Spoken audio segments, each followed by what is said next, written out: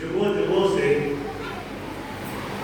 मनुष्य का इंसान के शरीर में क्यों आना हुआ है, उसने जन्म क्यों लिया है,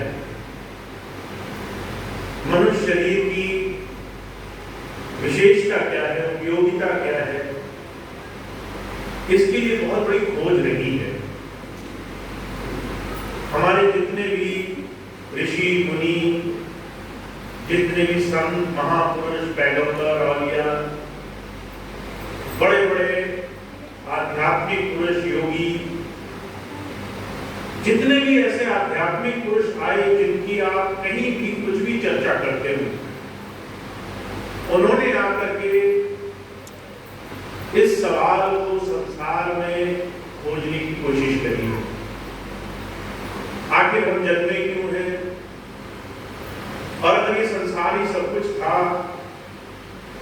तो हमारे संसार में रहने की स्थिति एक जैसी क्यों नहीं रहती। अगर हम जवान हैं तो जवान रहते, अगर हम स्वस्थ हैं तो स्वस्थ रहते, अगर हमने कुछ कमा लिया तो हम उसी का सुख भोगते रहते। पर सच्चाई ये है कि ये सारी चीजें समय के साथ बड़ी तेजी से बदलती हैं।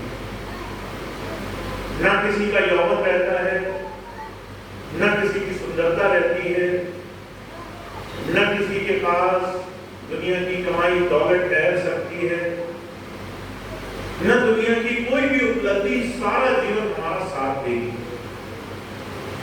सहजबाई हुई है, एक बार प्रेम में अपने प्रेमी के बड़ा सज रही थी, सामने से एक महात्मा निकले, उन्होंने देखा कि सहजबाई बड़ा साज श्रृंगार कर रही है।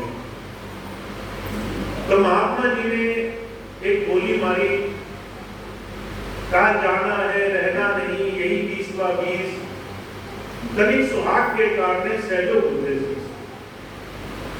कि तुम्हें भी मालूम है तुम्हें संसार में रहना नहीं है, ये एक चीज सत्य है, पर तुम क्या कर रही हो, साज श्रृंगार में समय इतना ज्यादा संसार में व्यर्थ करने में लगी हो जैसे यही सब बना रहेगा। जितने भी महापुरुष आए उन्होंने इस सवाल को हमें और आपको समझा करके हमें जोड़ने की कोशिश करी है, जगाने की कोशिश करी है। महात्मा बुद्ध हुए, राजपाट में पले, पैसे की कोई कमी नहीं थी, दुनियावी भौतिक सुख जिसकी हम कल्पना करते हैं उसकी कोई कमी नहीं थी। एक दिन जब घर से बाहर निकले तो उन्होंने देखा एक आदमी बीमार है, तो उनके मन पर चोट लगी। ये स्वास्थ्य शरीर का सुंदर हमेशा बना नहीं रहेगा, आप बीमार भी पड़ेंगे। दूसरे दिन बाहर गए, देखा कोई आदमी वृद्ध है, बुढ़ा है, तो और चोट लगी कि आप जिस शरीर के लिए इतना संसार में परेशान हैं, ये शरीर एक दिन जर्जर हो जाएगा। ये शरीर आपका ऐसा नहीं रहेगा जैसे आप आज इसे सोच रहे हो। इसमें बुढ़ापा आएगा, इसमें कमजोरी आएगी।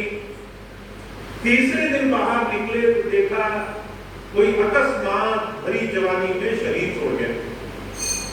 तो सबसे ज्यादा चोट लगी कि आखिर शरीर छोड़ना ही क्यों है, बुढ़ापा आना ही क्यों है, शरीर में रोग लगना ही क्यों है, अगर संसार हमेशा रहने की जगह होती। तो एक प्रश्न जगा, अगर ये सब होता ही है, सबके साथ होना है, तो असली जगह कौन सी है। ये सवाल उठा कि आखिर में हमें क्यों भेजा गया है संसार में।